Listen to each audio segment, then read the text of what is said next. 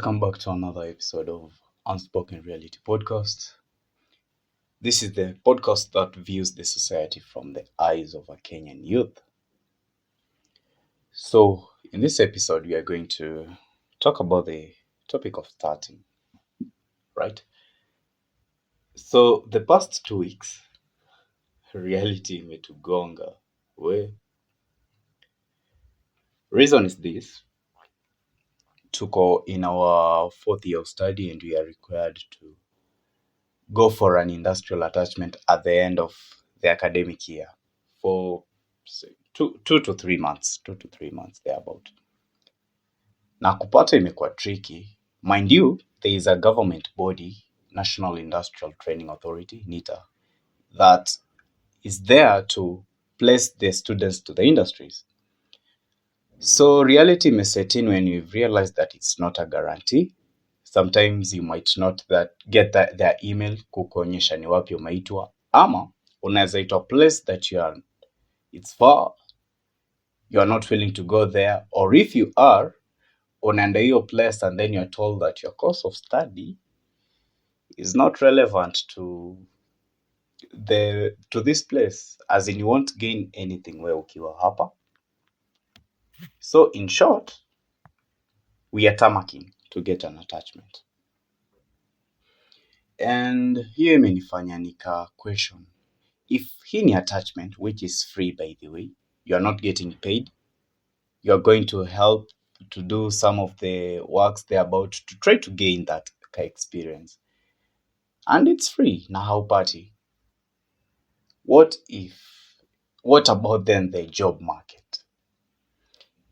And in Kenya, the last time I checked, universities, colleges and TVETs combined zina release 300,000 to 500,000 graduates every year.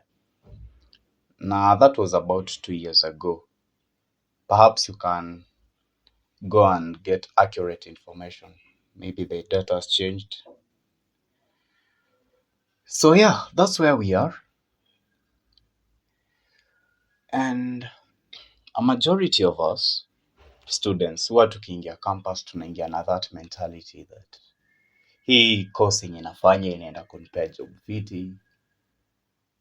Tunataka tu tupate kazi after we graduated. But today, I want us to adopt this mentality. Hata to change from the one that we are focusing on getting employed, and let's adopt one that seeks to create employment. Yeah. So instead of asking yourself, ni job gani naenda kuandikwa after nimegraduate, ask yourself this: what kind of job is it that I'm going to create and itapatia people that employment opportunity? Let's now start talking about creating businesses, creating job opportunities. And this idea should be adopted from students starting in first year, so that ukwe at that time, depending on your course of study, to just think about, where am I going to create this job after I graduate? So school should not necessarily be that place that's going to channel you to the job market, but equal a place whereby you are going to gain the knowledge and the skills and perhaps the network, and itakusaidia you start your business from the ground up. So in the topic of the day, starting, right? Ideas sometimes was inatukujia tukiwa shule, when we are just talking with friends, and tuna conclude that's a good idea, but we don't actualize it. We don't go the step further to make it a reality. So kenye nataka realize first of all is that to start is to evolve. You are evolving from this lowly state that you are into a higher, a better version of yourself. So it's a good thing to identify that one thing that you're going to start, that business that you're going to venture in. The reason why I think inafaa tuanze sahi during this age 20 to 30 thereabout, ama even younger, is because at this time tuko na that energy, and I can also say more or less tuko na free time, a lot of time.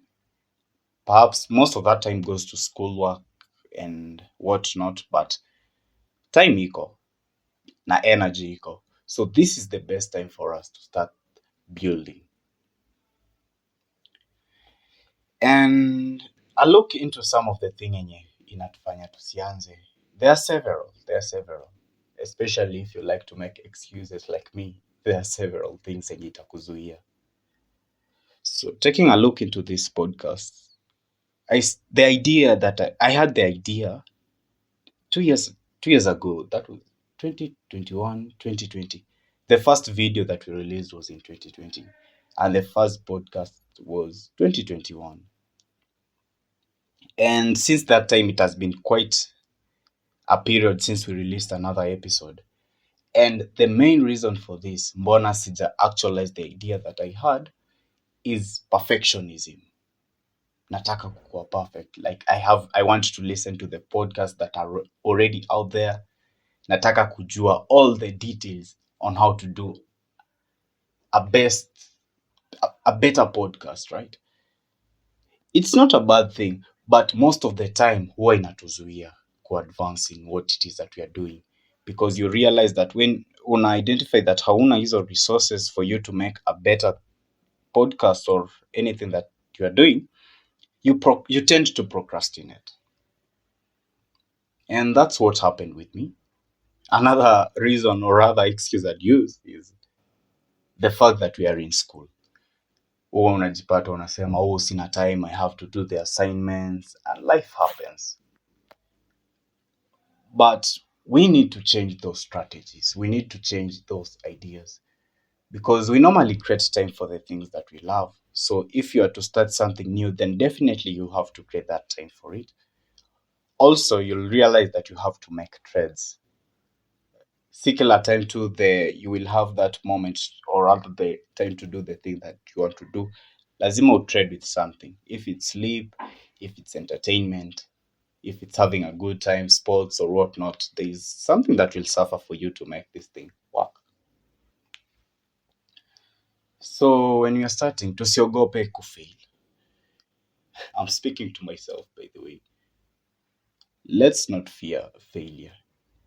Failure should be a point for us to learn, for us to grow, for us to experience things, so that next time when we are talking and when we are doing things, we are doing it out of experience, out of that knowledge. And by the way, sahi penye tuko in life, as students, as youth, I can say from my part, hakuna anything that we are going to fall lesser than where we are at the moment. So wakati unaanza, when you're starting from zero, it's a good thing, because you can't fall further than that. The only way is up. So failure should not be an hindrance. Tusilack confidence in what it is that we want to pursue. This might come because of maybe you think you're not skilled enough, which you might not be, because you're still young and you're still learning. There is never a right time to start. That's what they normally say. But personally, I believe the right time to start is now, when we are still young. If you want to build something of a grand magnitude, you are a dreamer, unataka kujenga zile vitu zita impact life of many people, then the right time to start to plant that seed is when you are young. JP Jordan Peterson, in one of the interviews, alisema it is a crime, an ethical crime, when you don't live up to your potential. So let's start by planting the seeds right now. And I want you to understand that the first step might not always be the best. In fact, it never is. It's never the best. But as long as you've made that step, create a landmark, they say it's throwing your skin in the game. Watu washajua, a few of your friends know that this is what you want to pursue, and that's a great thing. So try to look up to people that have already made it, perhaps people that have pursued the same thing that you want to pursue. But do not be intimidated. Their success might intimidate you, or you might even want to compare yourself to them. But don't do that. It might demoralize you. Just look at, I'll say, your mentors. Look at the people that you aspire to be like. Identify the steps that they took to reach that place, even though you should realize that what worked for them might not always work for you. I like this quote that says, the early fish gets hooked by the same thing that the early bird gets credit for. They both catch the worm, but one is hooked to the worm. So be cautious when you're treading that path of identifying the people that have pursued what it is that you want to be. Get inspiration, get inspired, get motivated to pursue, but don't compare yourself to them. So lastly, why we should start at this time is because there is a pain of regret that I believe people that have surpassed this mark yenye tunaitwa youth go to. That is, if they did not achieve what it is that they wanted to during this age bracket that we are in at the moment. So let us save ourselves from future regret. Tusije ile wakati tukasema, I wish I had started this nikiwa 20 years, 25, 30. So the task that is upon us at this moment is to identify the opportunities that we have. What are they? Where are they? And question that you might be having is, where do you start from? When, where, and how can you take that first step? A majority of that work is going to be on you.